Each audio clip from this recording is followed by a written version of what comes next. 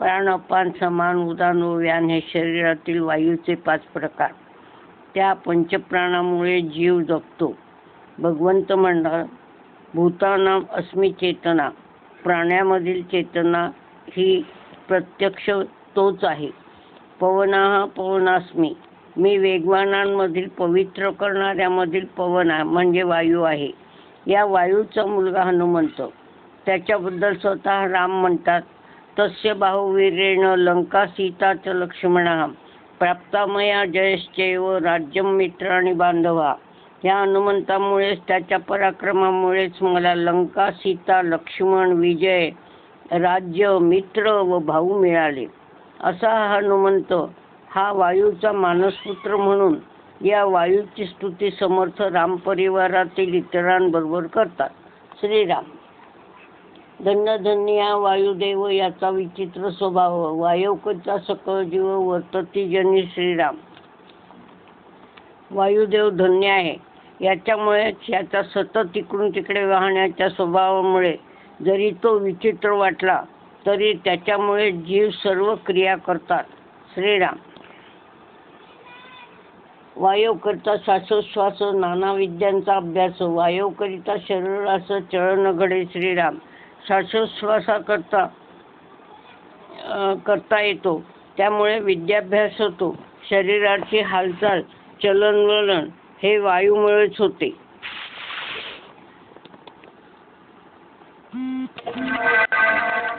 चलनवलन, प्रसारण, निरोधन आणि आकुंचन. प्राण अपान व्यान उदान समान वायू. श्रीराम.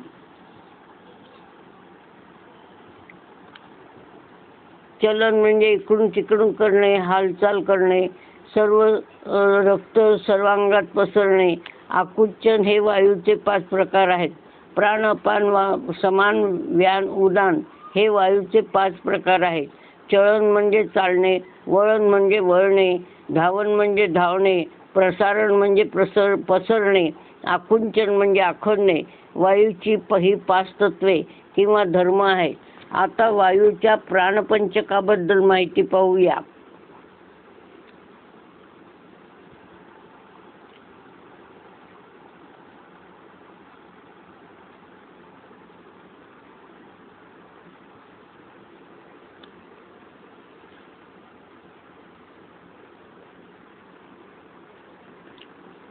आता एका सारणीमध्ये मी हे देते की नाव, स्थान आणि कार्य.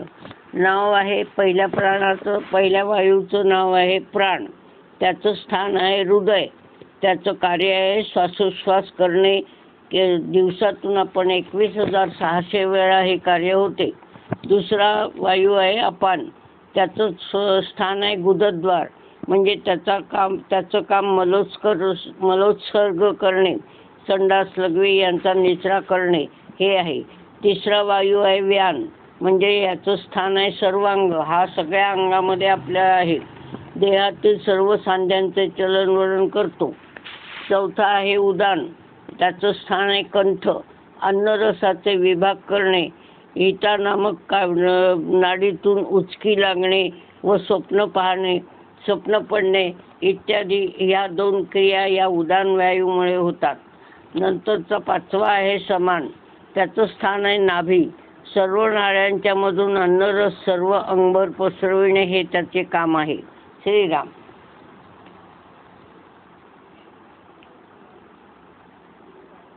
नागकुर्म कुकल वायो देवदत्त धनंजय असे वायूचे स्वभाव उदंड असते. श्रीराम. वायूचे 5 उपप्राण आहेत. नाग म्हणजे ढेकर देणे. कुर्मापासून डोळ्यांची उघडझाप होते. तिसरा आहे कुकल, म्हणजे शिंक येते त्याच्यापासून. चौथा आहे देवदत्ताच्या प्रभावाने जांभई येते. 5वा आहे धनंजय. हा शरीर पुष्ट करतो व वास्तविक जास्त वेळ ठेवल्यास ह्याच्यामुळे शरीर फुगते. म्हणजे प्राण गेल्यानंतर जर जास्त वेळ ते शरीर ठेवलं तर त्या या धनंजय या वायूमुळे शरीर फुगते. असे वायूचे अनेक स्वभाव आहेत. श्रीराम. वायू ब्रह्मांडी प्रगटला, ब्रह्मांड देवतास पुरवला, तेथोनी पिंडी प्रगटला नाना गुणे. श्रीराम.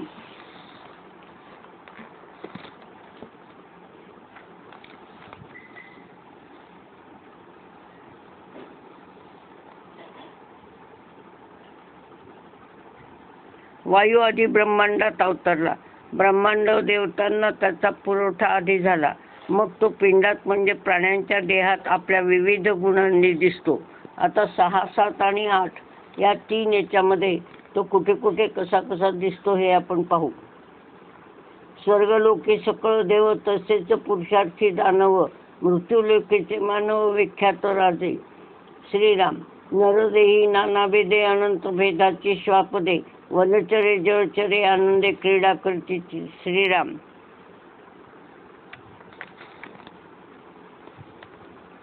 त्या समस्तामध्ये वायू खेळे, खेचर कुळे अवघे पिचळे, उठती वन्नीचे उबाळे वायो करता. श्रीराम.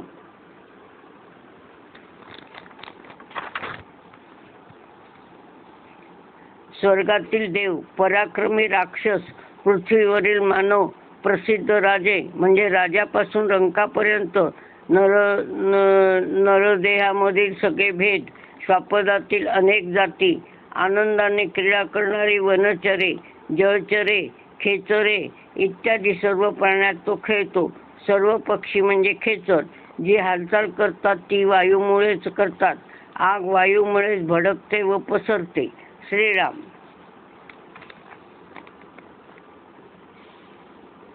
वायू मेघाचे भरण करे, सवेच पिटून परते सारी, वायू ऐसा कारभारी दुसरा नाही. श्रीराम.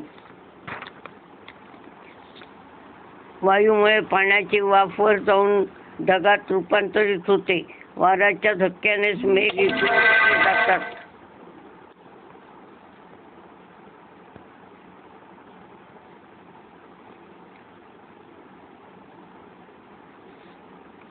व पाऊस पडतो. असा कारभार करणारा वायूसारखा दुसरी कोणीच नाही.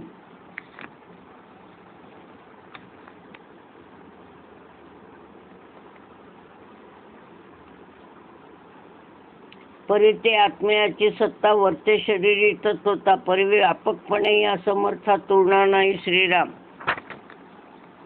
परंतु या परमात्म्यातच आज्ञेने प्रभावाने वायू शरीरात सर्व दूर वाहतो. पण व्यापकपणाच्या बाबतीत त्याच्या पसरण्याच्या बाबतीत त्याच्याशी कुणाचीच तुलना होऊ शकत नाही.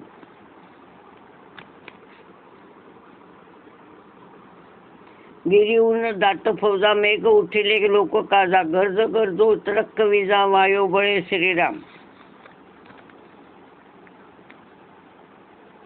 लोककल्याणाकरता, लोकांचे रक्षण करण्याकरता पर्वतावरून मेघांचे सैन्य, जे फार मोठे आहे, घनदाट आहे, ते बाहेर पडते. मग मेघांचे एकमेकावर तुटून पडणे होते. मग मेघांचा गडगडाट व विजांचा कडकडाट सुरू होतो.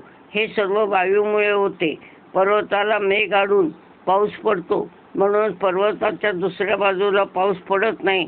त्याला मेघछायेचा प्रदेश म्हणतात. श्रीराम. सूर्य चंद्र नक्षत्र माळा, ग्रह मंडळे मेघमाळा, ये ब्रह्मांडी नाना काळा वायो करिता. श्रीराम.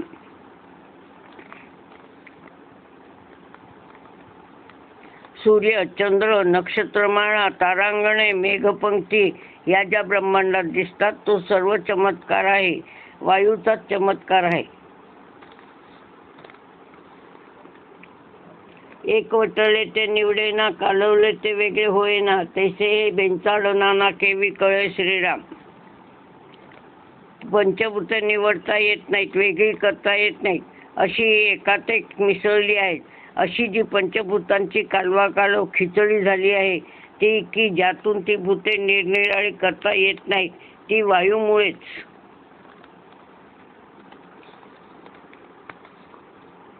वायू सुटे सरारा, असंभाव्य पडती गारा, तसे जीव ये नीरा सरीसे पडती. श्रीराम. वादळ वारे, सोसाट्याचे वारे वाहतात, वावटळी उठतात, गारा पडतात. तसेच पावसातून अनेक जीवजंतू पडतात, ते वायूमुळेच.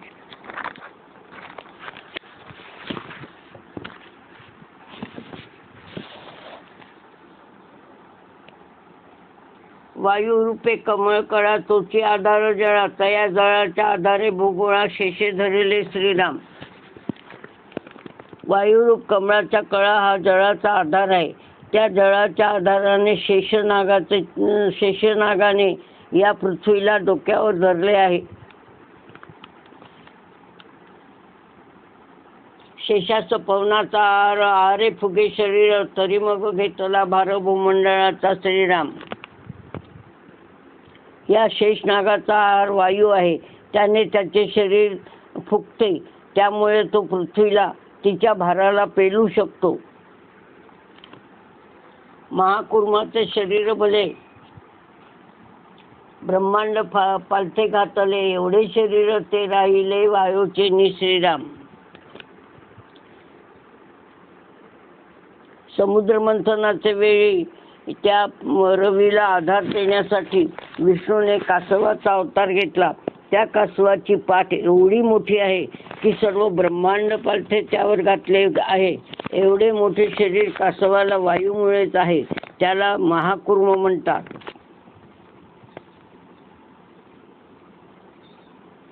वारा हे आपुले दंती पृथ्वी धरली होती, तयाची एवढी शक्ती वायुबळे श्रीराम. हिरण्याक्ष व विष्णू जो मत्स्यावतार यांचे युद्ध झाले, तेव्हा विष्णूने वराह म्हणजे डुकराचा आधार घेऊन आपल्या दाढेत पृथ्वी धरली. ती वायूमुळेच त्याला शक्ती मिळाली. श्रीराम. ब्रह्मा विष्णू महेश्वर, चौथा आपण जगदेश्वर. वायू स्वरूप विचार विवेक जाणते श्रीराम.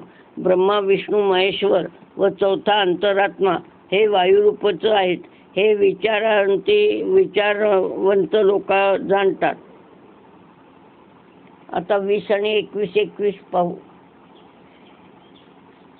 33 कोटी सुरवर, 88 सहस्त्र ऋषेश्वर, सिद्ध योगी भारंभार वायू करता. 9 कोटी कात्यायनी, 56 कोटी चामुंडिनी, 8 कोटी भूतखाणी वायू रूपे श्रीराम. 33 कोटी देव, 88,000 ऋषी, सहस्रावधी सिद्धयोगी, 9 कोटी कात्यायनी, 56 कोटी चामुंडा, 3.5 कोटी भूत योनीतील ही सर्व जे आहेत ती सगळी वायुरूपच आहेत.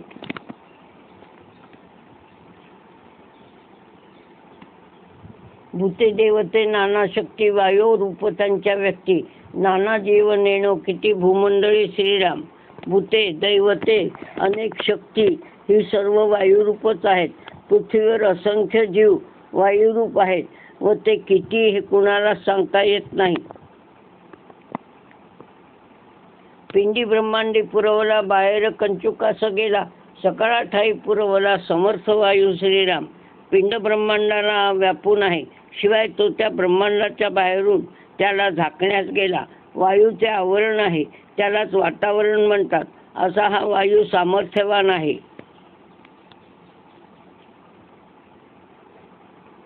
ऐसा हा समर्थ पवन, हनुमंत जयाचा नंदन.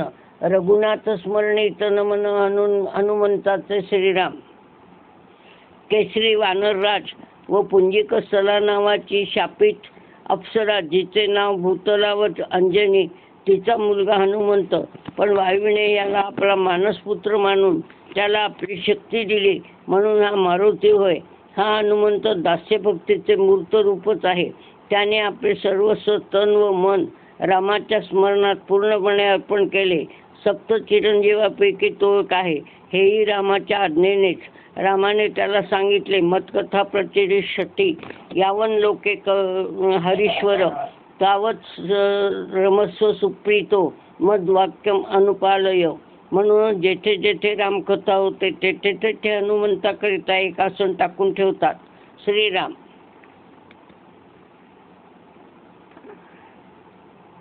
हनुमंत वायूचा प्रसिद्ध, पित्या पुत्राचं नाही भेद, म्हणून दोघेही अभेद पुरुषार्थ विषयी श्रीराम. हनुमंत हा वायूचा मुलगा. त्याला म्हणजे हनुमंताला महाबली, प्राणदाता, प्रभंजन, मारुती अशी वायूची नावे आहेत. या दोघांचा पराक्रम सारखाच आहे. त्यांच्या शौर्यात काहीच फरक नाही. हनुमंतास बोली जे प्राणनाथ, येणे गुणे हा समर्थ पुरुषार्थ, प्राणेविण सकळ व्यर्थ होत जाते श्रीराम. हनुमंताला प्राणनाथ म्हणतात. खरंच आहे, वायूमुळेच प्राणी जगतात. प्राण्याच्या शरीरातून वायू निघून गेला की ते निरुपयोगी होते. मागे मृत्यू आला हनुमंता तेव्हा वायू रोधला होता. सकळ देवास अस्थावस्था प्राणांत मांडले श्रीराम. हनुमंताला वायूपासून अफाट शक्ती लाभली.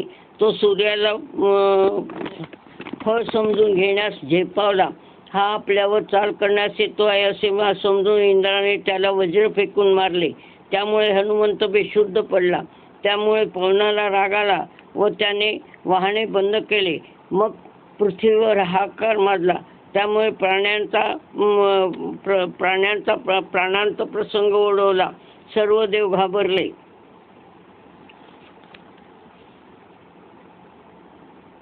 देव सकळ मिळवणे केले वायूचे स्तवन.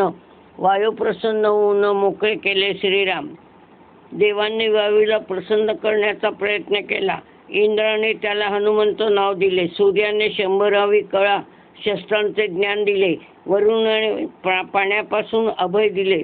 यमाने अवध्य व निरोगी राहून श्रमाने थकणार नाही असा आशीर्वाद दिला. कुबेराने गदेपासून अभय दिले. शंकराने अस्त्रापासून अवध्य. ब्रह्मदेवाने ब्रह्मास्त्रापासून अभय. चारी वेदांचे ज्ञान इच्छा रूम घेता येईल असे विविध आशीर्वाद देऊ केले. मग वायू प्रसन्न होऊन वाहू लागला व सर्वांना मोकळे केले.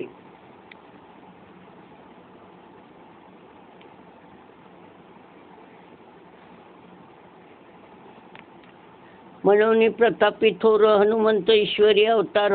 याचा पुरुषार्थ सुरवर पाहतचे राहिले श्रीराम. म्हणून हनुमंत महापराक्रमी प्रतापी आहे. हा शंकराचा अवतार आहे. त्याचा पराक्रम पाहून देव चकित झाले. देव कारागृही होते हनुमंते देखील औचित्य. संहार कोणी लंकेभोवते विटंबून पाडिले श्रीराम. देव लंकेच्या कारागृहात बंदी होते हे मारुतीने पाहिले. म्हणूनच लंकेला वेढा घालून राक्षसांचा फरसा पाडण्यात रामाला सहाय्य केले. उसने घेतले देवाचे मूळ शोधिले राक्षसांचे. मोठे कौतुक पुच्छ केताचे आश्चर्य वाटे श्रीराम. अशा मारुतीने सर्व देवांना मोठे गर्विष्ठ रावण देव लंकेच्या कारागृहात बंदी होते. मारुती राहिले म्हणून लंकेला वेढा घालून त्या राक्षसांचा फडशा पाडण्यात रामाला सहाय्य केले. अशा देवांचा छळ केल्यामुळे त्यांचा सूड घेतला. त्यांचे पुच्छ वर आहे अशा मारुतीचे सर्व देवांना मोठे आश्चर्य वाटले. रावण होता सिंहासनावरी. तेथे जाऊन ठोसरे मारे. लंकेमध्ये निरोध करी उदक कैचे श्रीराम. गर्विष्ठ रावण सिंहासनावर बसला होता. त्याला खाली उतरायला लावले. लंका जाळून तेथील लोकांच्या तोंडचे पाणी पळविले.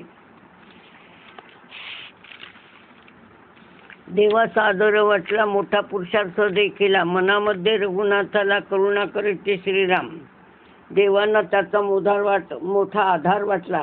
त्याचा फार मोठा पराक्रम पाहिला. त्यांनी रामाची करुणा भाकली. दैत्य अवघे संवारले देव तत्काळ सोडले. प्राणी मात्र सुखी झाले त्रैलोक्यवासी श्रीराम. सर्व देवांची राक्षसी छळापासून सुटका केली. राक्षसांचा निपात केला. तिन्ही लोकातील सर्व प्राणी मात्रांना सुखी केले. हे सर्व श्रेय श्री रामचंद्र हनुमंताच्या पराक्रमाला चातुर्याला म्हणजेच मारुतीला देतात हे वरील श्लोकात आले आहेत. असा पराक्रमी मुलगा मग त्याला घडविणाऱ्या वडिलांची स्तुती करणे योग्यच नाही का? म्हणूनच मनोजवं मारुत तुल्य वेगम जितेंद्रियम बुद्धिमतां वरिष्ठम वातात्मजं वानरयुत मुख्यम श्रीरामदूतम शरणम प्रपद्ये रोज म्हणावे. जय जय रघुवीर समर्थ. इति श्री दासबोधे गुरुशिष्य संवादे वायोस्तव निरूपण नाम समास षष्ठ श्रीराम.